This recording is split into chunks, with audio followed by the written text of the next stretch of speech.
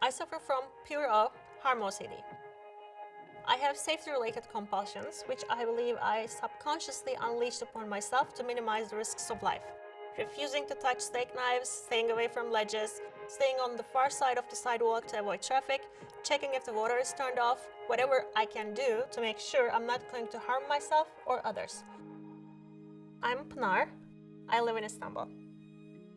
I started having these thoughts in my head and images that were really disturbing, and I couldn't make sense of them because it just came suddenly and violently and intensely, and I had no idea what to do with myself. I thought I had lost my mind, officially.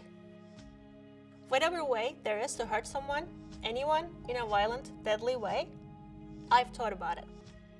Pretty much everyone, mental illness or not, has thought about, so what if I jumped out of the moving car right now? Or what if I threw myself from this bridge? And if you're an introverted person, or if you're a person who is in peace with herself, that really scares you because suddenly you feel like your best friend betrayed you. Because for a long time, I always thought to be my own best friend. So I felt really betrayed and alone. The way media portrays mental illness is that you have to have suffered some big tragedy, some big loss, or you have to have fought in a war to be able to earn the right to have PTSD, or you should have really awful parents, right? You know, it's always portrayed like that. I had a mostly happy childhood, so it felt like it literally came out of nowhere.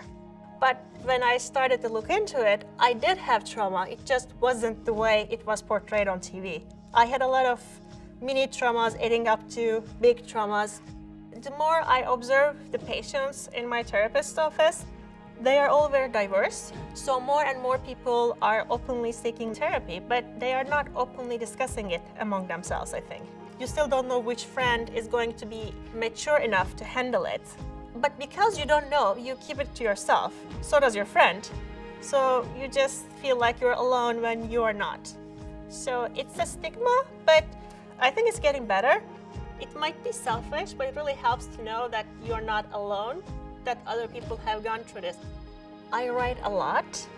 I have always been writing ever since I can remember. When I'm happy, I'm really happy. The good days are so good. Like, I had one friend who told me, oh my God, you can't be depressed, you're so happy. Okay, that's ignorant, and also, like, that's how good the good days are.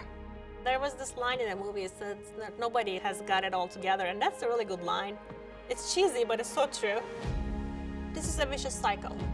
As years pass by, most of the thoughts remain in the past. I most recognize them as a trick that the chemical imbalance in my brain plays on me. Even when I'm sick, I use other distractions until I'm back to my old confident self again.